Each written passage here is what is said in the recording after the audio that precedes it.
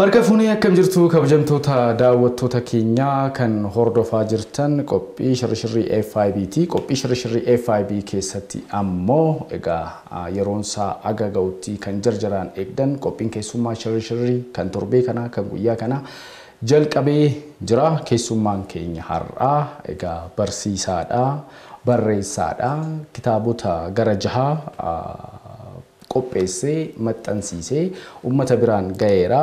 Qubee harmee jedha kitaaba gabbina barnoota afaan oromoo irratti kan xiyyeeffatu warreen olmaa daa'immanii akkasumas immoo sadarkaa jalqabaa 1 hanga 4 5 haga 8 fi 9 haga 12titti kitaaba barnoota afaan oromoo kana irratti kan nu gargaaru kan nu cimsuu danda'udha kan nu qopheesse keessummaan keenya Nuuraddiin Ibrahim jedhama. Nu waliin turaasniin jenna. Qophii kana qopheessuun Yohaalasheet Lammii akkasumas immoo ogeeyyiin teeknikaa Oliyaad Badhaasaa fi Abdii Dassaaniin waliin turu. Baga nagaan dhuftee Nuuraddiin. Baga nagaan eegdanii warra FIBs. Ayyee. Egaa ilmoolee jechuu dandeenya gara 6 of jalaa qabda. Baay'ee namatti tola. Ogummaa keetiin barsiisaadha. Gara waggaa 10 barsiisteetta. Afaan oromoo barsiiste. Eeyyee. Akkamii barsiisummaan mee sanarraa jalqabnu? Tole galatoomii akka barsiisummaan garaas nyaataa ogummaa maraatii abbaa hundaatillee garuu gatii maqaa isaatiiniif dadhabbiin isaa immoo akka sanatti waliin gitu. Haa ta'uuti kanarraa kan ka'e mootojjoo jirra akkuma nama tokkootitti ogummaaf wantootni jirtu gaafa kaastu.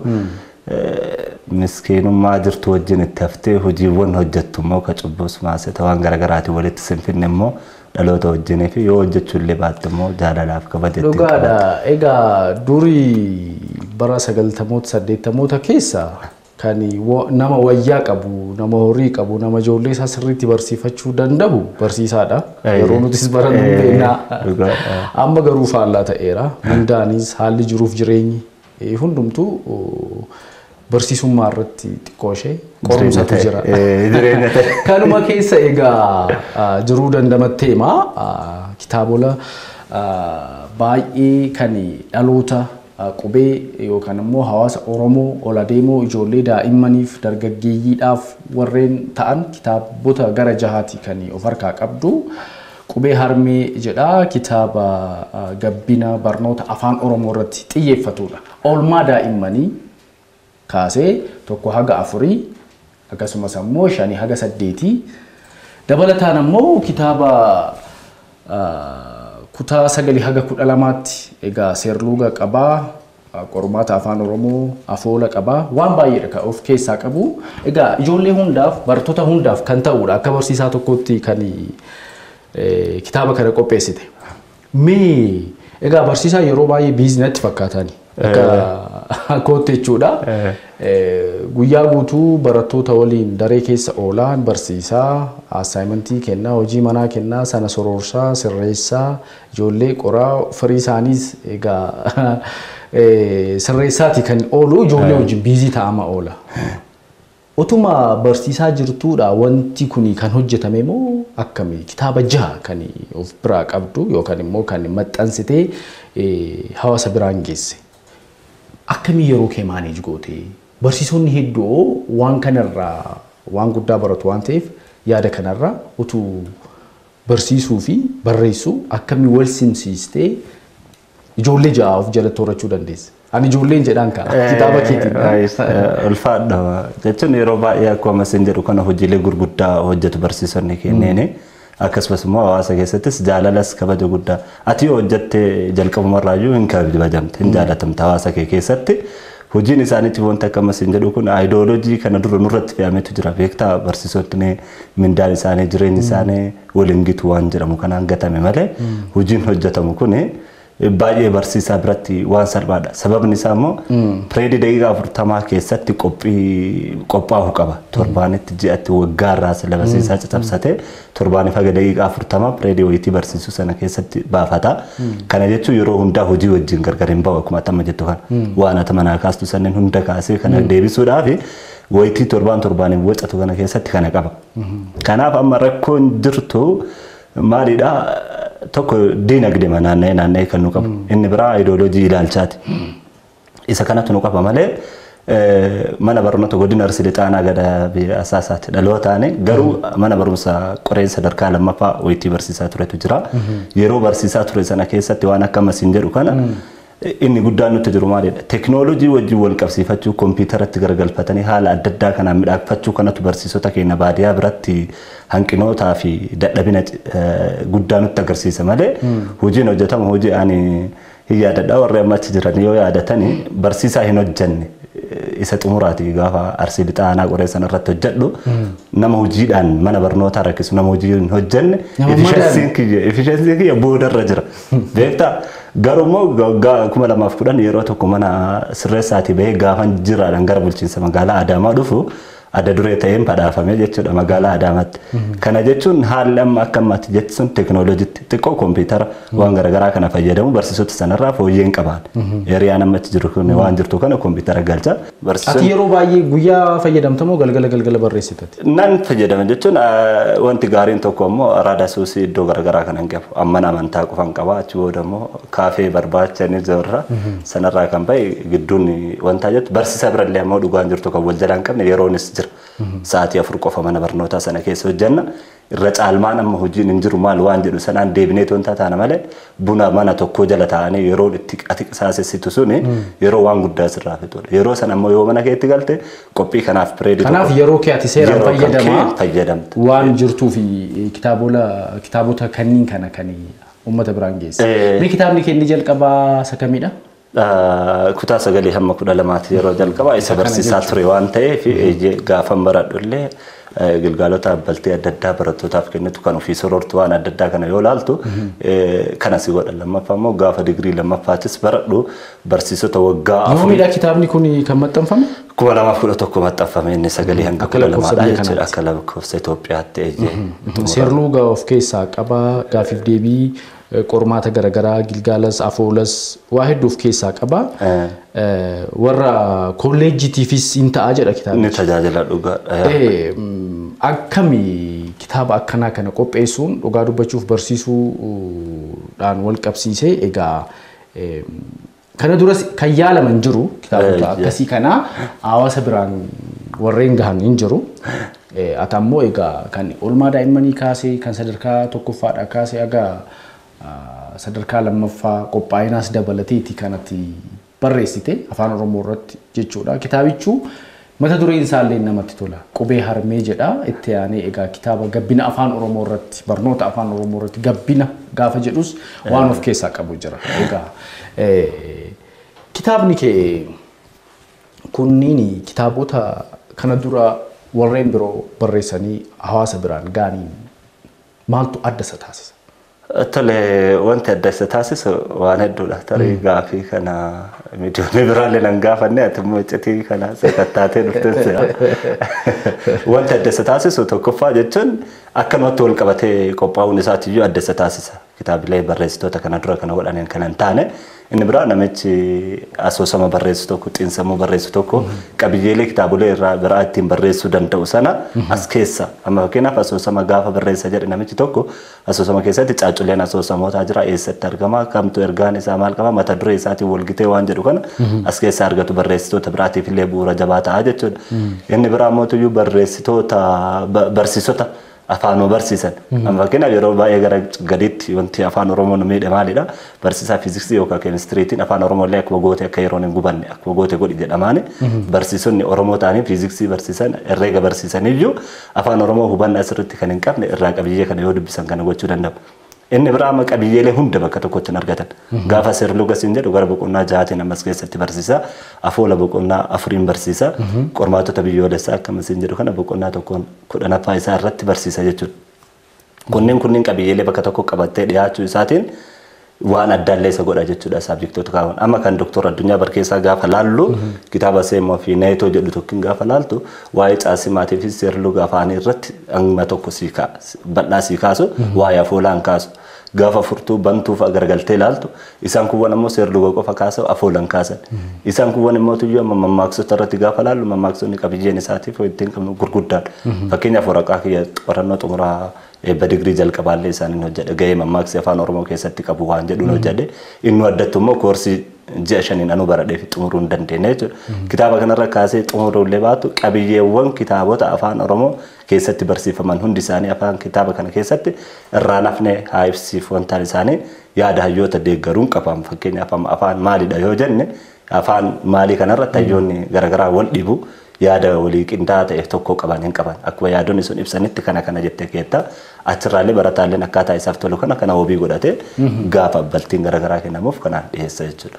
Egaa kitaaba keerraa dhugaa dubbachuuf kana hundatti dhamaatee gaafa qopheessitu atis akka nama dhamahee tokkotti waa fayyadamuu dandeessa. Irra caalaa garuu afaan irratti guddina dhaloota eger borii biyya tana gaggeessuu danda'aniif gumaacha waan qabuu fi addatti kitaabni kee ijoolleedhaaf yookaan ammoo barattootaaf maatiidhaaf faayidaan uummata Oromoodhaaf qabu maalidha jetteeti kaa'ati yaaddu?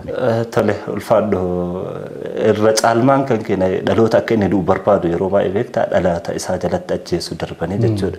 Amma Oromoo baay'ee keenya yoo of ilaallu amma abbaan qabeenyaa Oromoo guddaa isaa maatii isaa gaafa gara baadiyyaarraa gara magaalaatti fidu Wallaggarraa gara Finfinnee yookaan Arsii Booranarraa gara Finfinnee Adaamaatti gaafa dhufu amma ijoollee isaatu yoo dubbistu Amaariffaan afaan Arabiitiin Ingiliffaan siddeebisutti deema. Sadarkaatti maatii isaaniitiin iyyuu afaan isaaniitiin dubbisuu dadhabu. Yeroo darbe ilaalteerta yoo ta'e yeroo uummanni naannoo Somaaliirraa Oromoon itti buqqaansantti maaltu ta'e ijoolleen waajjira pirezidaantiitti asis simatamanii naannoo Walloo irraa dhufanii jechuudha. Afaan Oromoo isaan haasa'an dhugamatti nuti ijoolleen gidduu kana jirru naasuudha. Amma ijoollee abbaa qabeenyaa akka mansiin jedhu magaalaatti guddatan kana gaafa dubbistu waan magaala guddadhee waan akkas ta'eef siin jedhu. Oromoodha garuu Oromoon beeku siin jedhan.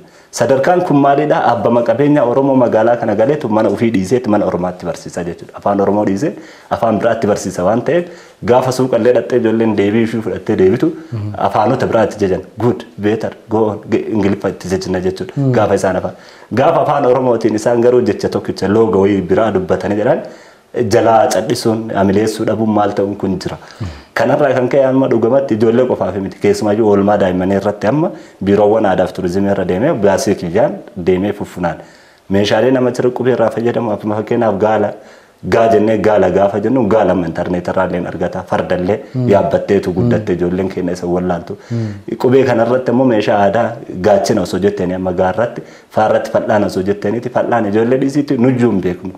Qanafaa gaafa jettu nama Oromoo Arsii keessatti keessumattuu qanafaan gahee mataa isaa qaba dubartoota biratti dubartiin qanafaa qabdu baabura dabareen eeggattu malkaa yoo buutee baasanii fi gabaa yoo taate bitanii geggeessanii haadha dhalaa ta'uu beekanii geggeessuu jechuudha.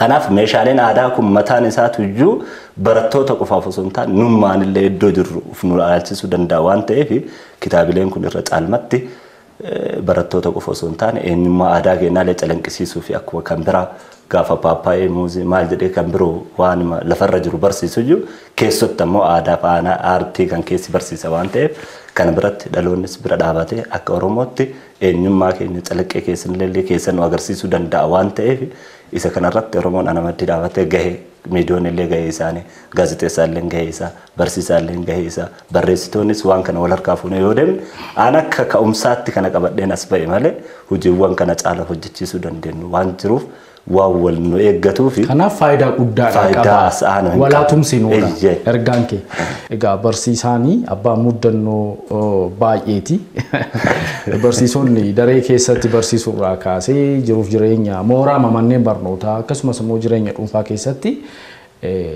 mudannoo hedduutu jira. Sila utuu gara stuudiyootti dhufin dura baay'een kolfaa ture natti himaa turte utuu daawwattoonni keenyas mudannoo kee qooddatanii bareeda jedhee yaada. Dhugaa dubbachuu fi kan natti himteen alattis baay'ee qabda jedhee yaada. Mee mudannoo ati qabdu yoo dandeesse lama Ugguu kan kanaan hin dhagahe daawwattoonni keenya haa dhagahan. Tolee. Mudannoon hin beekamaa yeroo baay'ee kun barsiisaa jechuun jireenya irratti siif hima yoo rakkoo wayiin dabarsine iddoo eeguu akka hin dandeenyedha. Ergamti as keessatti jiru hiriyaa kiyyaa qaba ture. Mucaa Wallaggaati amma Naqqamtee jira Gimbii dhaloonni isaa Galatoo Waaqtolee jedhama. Inni baayoloojii barsiisa beektaa. Mudannoo lama jajjabatu nu mudate gaafa daree barnoota barsiisu maal jedhaa amma looga irratti gaafa barsiisu no waa'ee mar'umaanii jechuudha. Nuti ijoolleen baha gara Oromiyaa jirru mar'umaan qaqal'aafuu furdaa jennee baranna looga keessatti barsiifama waan ta'eef jechuudha. Isaan biratti immoo gara lixa Oromiyaatti xeerii qaqal'aafuu furdaa jedhamee baratama. Dubiratti immoo xeerii jechuun kun arraba naggara loogota kennaan.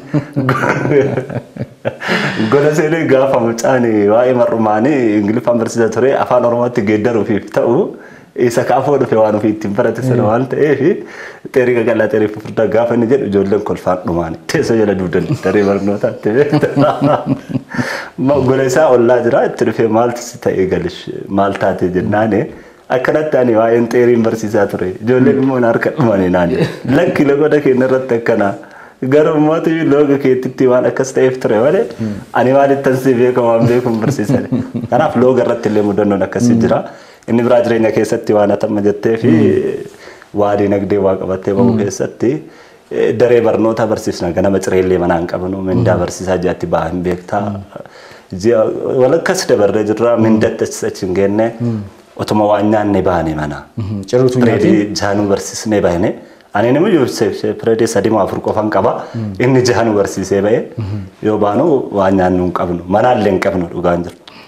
Amma otuma gallu galish maali laaqanallee manaan qabnu garaallee waan qabnu maal taana waan jedhuun kana kaasee fiiti otoo deemnu mucaan amalee dargaggoof ispoortii irra jira Muhammad Hayaatoo jedhama godina Arsii Lixaa hoggana hiriyaa kee yoo san innis dargaggoo ispoortii ana hoggana maammee cirees garaallee waan qabnu manaallee waan qabnu garuu nuti amalee barsiifnee bahaa jirra jedhanii fuulatti itti dhufee qarshii 20 fuudhee nu kenna yoo san shiroon birrii 10 Kanaaf shiroo lama sinii bitaa. Shiroo lama nu bitaa achi jedhee qarshii 20 yoo inni nu kennu ani waan firri natti baay'atuuf galishatti qabii jedhee galata kenneet deema. Maaliif namni biraas waa sirraa eega waan ta'eef. Kanaaf jecha kafaloorra galatooti kafaliin jedhaane galatoon kiyya mootuyyuu rakkoo silipparii qaba mana keessatti ergannoo qaba ture. Inni gurguruuf deemu tokkos baatee dhufeeni. Silipparii baatee joora. Baatee dhufee baannaan qarshii 20 kenneefiiti kophaatti irraa fudhatee deema. Galish yeroo biraanatu si bitaa. Silipparichaa. Ana si bitaa. Waan qabnu waan nyaannu haa kafallu jedhaan. Otumaan kana jedhuun mucichi kophee gurguratti immoo naanna'ee deemee jira beektaa. Maallaqa isaa qabatee jira. Maallaqa illee fudhatee kophee isaa kennee lixee jira. Maaf kana goota galish jedhaan waaqayyo dhimma qoonqoo keessanii alatu jira. Dhimma qaawwa rakkoo qabdanii cufadhaa jedhee. Nabira adete isatti saaree waan nyaannu dhabuu kiyyatti saaree jira waan nyaatin na aarsee jira kun natti wal ga'e akkamatti otuma deemnu erga meetira gara kiiloomeetira walakkaa deemnee mana keenya ga'uu geenne ammas namni firaa kiyya wayii ka maatii beeku kan ammoo shakkoo dhufee na qaba. Na qabnaan ani aariin galatu na jira beektaa. Aariin galatu waan natti jiruuf maafi si dubbisu barbaadan ani haa nu gara manaa galaa jirra eenyu jedhamta jennaan. Keessumaa wajji galaa jira kanaaf waan galuu barbaadanna kootu keessummaan teelleetti jedheet galatos waameet mala nyaataatiin nu deema idaanne amma natti mi'atee yoo jedhuun inni sun deebee fira kenna maatii beekaa inni garuu foonni ajaa'ibaa sin affeera foonni laaqana irbaata bulee irbaata illee nuufite bulee xiree garamallee nuufite mana barnootaan argee deeme baay'ee bareeda Nuraddiin egaa mudannoo hedduutu jira jiruuf jireenya keessatti daawwattoonni keenyas ittiin habuhaaran qophii bashannanaati waan ta'eef waan siirees qofa irratti qooda haasofnuu fi kan mudannoo kee daawwattootaaf akka qooddu kan si affeere mee gara dhumaarratti kitaaboliin ammaasitti argaa jirru kunniin koppii meeqatu yookaan lakkoofsaan hagamtu maxxanfame kan maxxanfame akka ati yaaddutti manneen barnootaa irratti barattoota bira warreen kana fayyadaman bira qaqqabeera. Tole hin baay'anne tokkoffaa akka baay'ina Oromoon qabnuuf iddoo jirra jennu kanarraa yoo kaate hin baay'anne hammi baay'ate sun illee immoo godina Arsii Lixaatii fi bulchiinsa magaalaa Adaamaa biraan dabarre inni kun ammoo amma keessummaa namoonni garaagaraa waan iddoo kana qaxxaamuraniif hiriyaa kanarratti argame malee barattoota bira gahee hin jiru akka garaa isaaniitti. Egaa waan kana uummata biraan gahuu fi bu'aa hedduu keessa darbameeti kan kitaabni kee maxxanfamu hin beekaman namni hojii gaafa hojjetu waan baay'ee keessa darba. Akka biiroo barnoota Oromiyaattis hanqinatu jira kitaaba kana barattootaaf manneen barnootaa irratti illee akka qaqqabu waliin hojjennu jedheen ture kuni kan uummataati kan dhalootaati jedheen ture sanarrattis tumsi ani barbaadu naaf hin taane jechaa turte mee kana dabalatee yaada akka kitaabni kee guutuu Oromiyaa guutuu ijoollee barattoota bira akka qaqqabuu fi maaltu ta'uudhaa qaba jettee yaadda akka ogeessa tokkootti akka barreessaa akka barsiisaa tokkootti. Waan ofii abbatu jajjabeeffata beektaa kophaa isaa akkamas hin jedhu sana dhugama barattoonni keenyallee waan isaaniirraa baratu maatiin isaaniillee waan isaaniirraa dhaloota isaanii barsiisu kanaaf Oromoon hundinuyyuu akka gahee kiyyaatti dhuunfaa kiyyaan dhaabbata tokko nama tokkotti quba qabu irra ofii kiyyaa kitaaba kanayyuu barsiise daa'imman kiyya barsiisonni ogummaa gaazexeessitoonni ogummaa afaan Oromootiin ta'anii hoggansarra jiran jiru. Ogummaa barsiisummaa afaan Oromoo sana qaba waan ta'eef kitaaba kanayyuu dubbisee yaada isaa sanallee naa deebisuun mataan isaatu deeggarsa. Ogeessi gaazexeessa tokkollee afaan waan baratuuf gara naqaxarame ogummaa sana qaba. Kanarratti immoo waan kana yoo na deeggaranii akka nama tokkotti hojiin sochoone deeggarsa kunis walumaa galatti karaa ceesisuu jechuudha. Gama biraatiin ogeeyyiin biiroo barnoota biiroo aadaa fi turizimii irra ta'anillee akka mootummaatti illee iddoo kana taa'e hoggansi bulchiinsa mootummaa naannoo Oromiyaa haga pirezidaantiitti iyyuu carraaf wantoota jirtu kana fuudhame dhaloota kana biraan akka naa gahuu danda'uu fi abbaan qabeenyaallee ogummaadhaan waan qabu fidee jira waan ta'eef iyyuu dhaabbileen kunneen hoggantoonni keenya dhaabbilee garaagaraa keessas jiran yeroo darbee amma baankileen garaagaraa na dubbiseetti jira manneen maxxansa adda addaa na dubbisaniitti jiru akkasumas ogummaa qaban sanaan namoo gara itti dhaloota kana bira gahuu danda'uu fi namootni biraa immoo akkamas hin jedhu kana qofa irratti daangessuun barbaadan hojii hundallee waan jirtu hundallee baatee yeroo tokko miidiyaatti gabattiin illee hin baatu karaa keessaallee namootni ittiin waan adda addaatii fi ecitii kan keellee haala jirtuufis qusataa ittiin deemtu jira akka dheebotti itti lagan maddisiistu waan jedhamu isa kanaaf akka nama tokkotti hunduu gahee keenya baane muchaa baatee tokkolee guutte akkuma jedhame sana ogummaa qabnuun laga ceesifnee iddoo isaaf maluu fi maatii kana biraan akka gahuu dandeenyu Oromoon hunduu akka karaa naa dabarsuun gaafadhaa jechuudha. Karaa biraatiin saabjektoonni gosa kanaan jiran jiru.